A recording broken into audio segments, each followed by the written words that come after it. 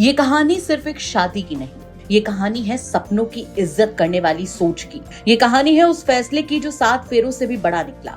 आगरा की एक साधारण सी सुबह थी, लेकिन उस दिन लादूखेड़ा ब्लॉक में कुछ असाधारण होने वाला था। ढोल नगाड़े बज रहे थे, बारात सज चुकी थी और मनोज कुशवाहा अपनी जिंदगी का सबसे बड़ा कदम उठाने जा रहा था। 3 महीने पहले साइबर कैफे पर शुरू हुई एक छोटी सी बातचीत आज 7 जन्मों के बंधन में बदल चुकी थी।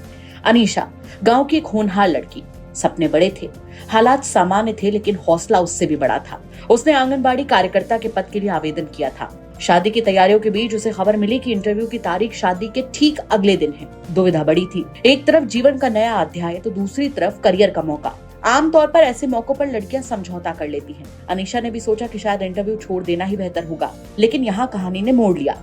जब अनीशा ने मनोज को ये बात बताई तो जवाब में कोई असमंजस नहीं थी, कोई झुंझलाहट नहीं, कोई ताना नहीं, बस एक सीधी बात कि इंटरव्यू नहीं छूटेगा। तुमने मेहनत की है तो मौका भी मिलेगा। शादी की रस्में पूरी हुई, विदाई का समय आया। आंखें नम थी पर मन में एक अलग ही उत्साह था। हर कोई सोच रहा था कि अब दुल्हन ससुराल जाएगी, लेकिन मनोज ने गाड़ी का रुख गांव की ओर नहीं बल्कि आगरा के विकास भवन की ओर मोड़ दिया। लाल जोड़े में सजी अनीशा सीधे इंटरव्यू हॉल पहुंची। माथे पर सिंदूर, हाथों में चूड़ा और चेहरे पर आत्मविश्वास। वहां मौजूद लोग कुछ पल के लिए हैरान रह गए, क्योंकि किसी के लिए भी ऐसा नजारा आम नहीं था। लेकिन अनीशा के लिए वो दिन किसी फिल्मी सीन से ज्यादा एक जिम्मेदारी का दिन था। उसने पूरे आत्मविश्वास के साथ इंटरव्यू दिया, सवालों के जवाब दिए जैसे उसने अपने जीवन के हर सवाल का सामना किया था। शांत, स्पष्ट और मजबूत होकर। बाहर मनोज इंतजार कर रहा था। कोई बेचैनी नहीं, कोई अधीरता नहीं, बस गर्व। इंटरव्यू खत्म हुआ और उसके बाद ही दोनों ससुराल के लिए रवाना हुए। पर उस दिन ससुराल जाने से पहले एक और मंजिल हासिल की गई, और वो मंजिल थी सपनों की।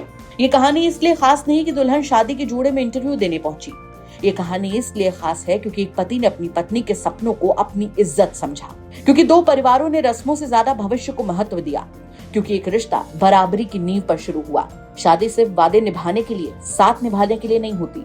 शादी एक दूसरे के सपनों की जिम्मेदारी लेने का भी नाम होती है। आगरा की विदाई हमें याद दिलाती है कि बदलती सोच ही असली बदलाव लाती है। जहाँ बेटी को रोकर विदा नहीं किया गया, बल्कि उसके हौसलों को आगे बढ़ाया गया।